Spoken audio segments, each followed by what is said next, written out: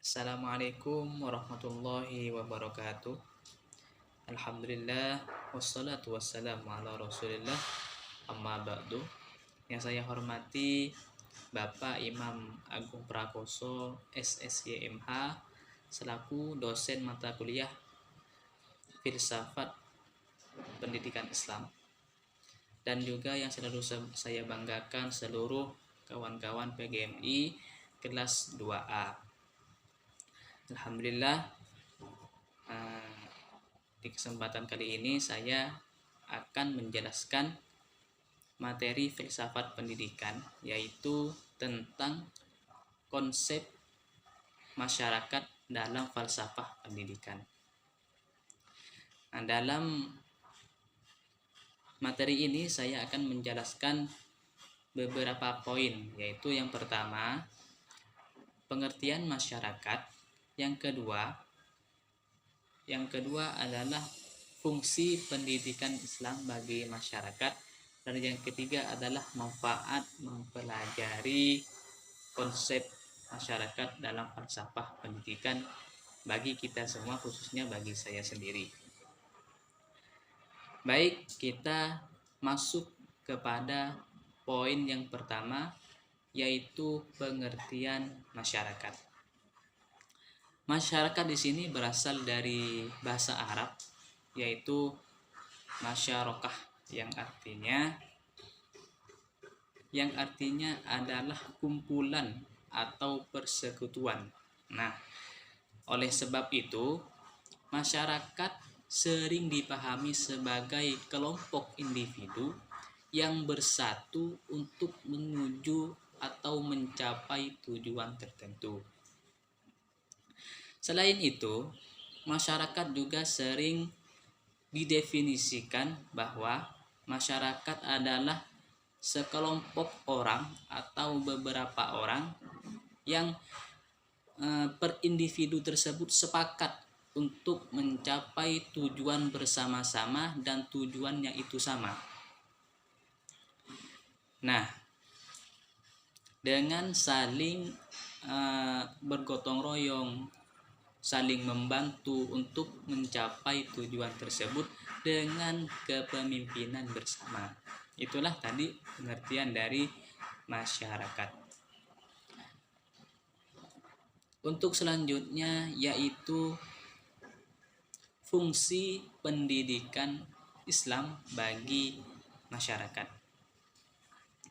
Di sini ada beberapa fungsi pendidikan bagi masyarakat. Salah satunya ialah islah al-aqidah. Apa yang dimaksud dengan islah al-aqidah?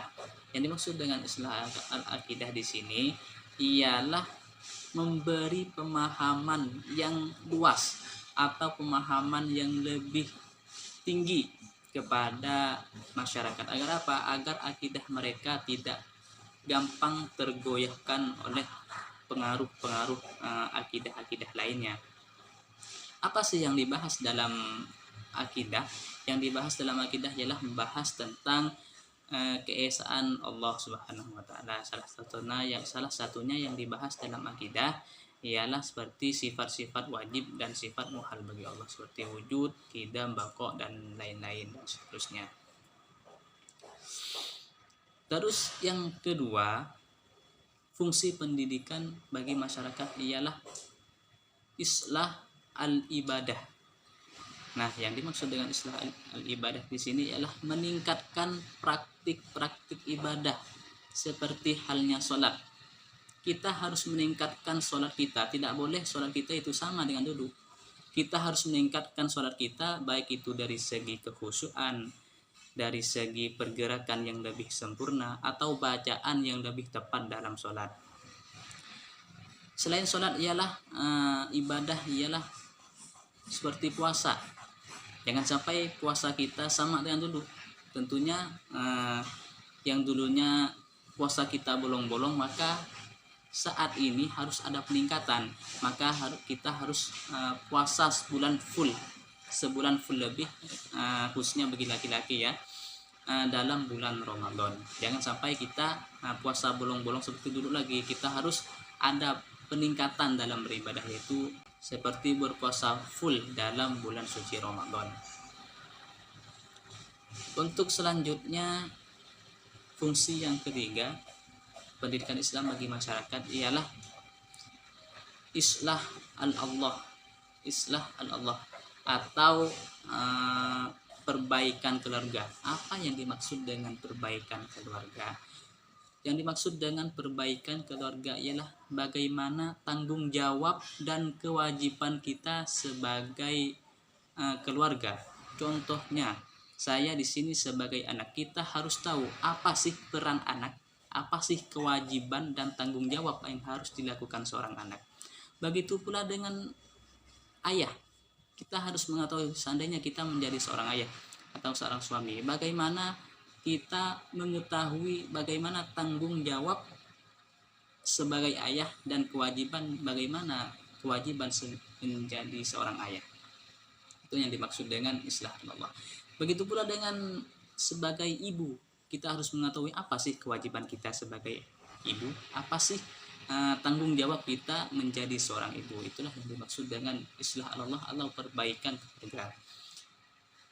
Yang selanjutnya ialah fungsi yang keempat dari pendidikan Islam untuk masyarakat, yaitu islah al-adah. Apa yang dimaksud dengan islah al-adah? Yang dimaksud dengan islah al-adah ialah mengoreksi atau membaca sejarah-sejarah orang-orang jahiliyah yang telah lalu. Mengapa kita perlu mempelajari sejarah?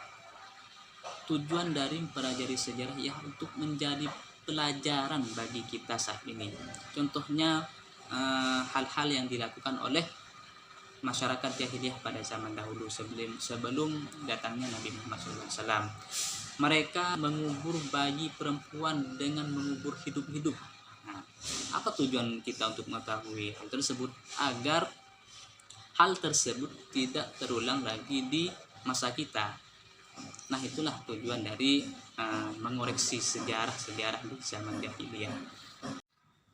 Untuk selanjutnya ialah poin yang ketiga, yaitu apa sih manfaat mempelajari materi ini, yaitu konsep masyarakat dalam falsafah pendidikan Islam.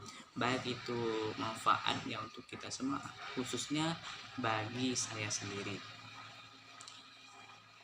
Manfaat yang bisa diambil dari materi ini ialah kita mengetahui apa sih peran kita sebagai masyarakat Islam, yang seperti yang disebutkan tadi, yaitu peran penting dalam kita sebagai masyarakat ialah meningkatkan ibadah, praktik-praktik ibadah yang disebut dengan islah al-ibadah tadi, seperti sholat, puasa, dan zakat, dan ibadah-ibadah yang lainnya. Terus selanjutnya ialah kita mengetahui apa sih kewajiban dan tanggung jawab kita dalam keluarga, baik itu sebagai suami, baik itu sebagai istri, ataupun sebagai seorang anak. Jadi kita mengetahui apa sih tanggung jawab, peran, ataupun kewajiban kita sebagai di dalam keluarga tersebut. Itulah manfaat yang bisa kita ambil dari materi ini, khususnya bagi saya pribadi. Mungkin hanya ini yang dapat saya sampaikan. Semoga bermanfaat untuk kita semua. Saya Al-Farizal mohon undur diri. Mohon maaf atas segala kesalahan dan terima kasih atas segala perhatian, dan mohon diarahkan jika ada kesalahan. Saya mohon undur diri. Assalamualaikum warahmatullahi wabarakatuh.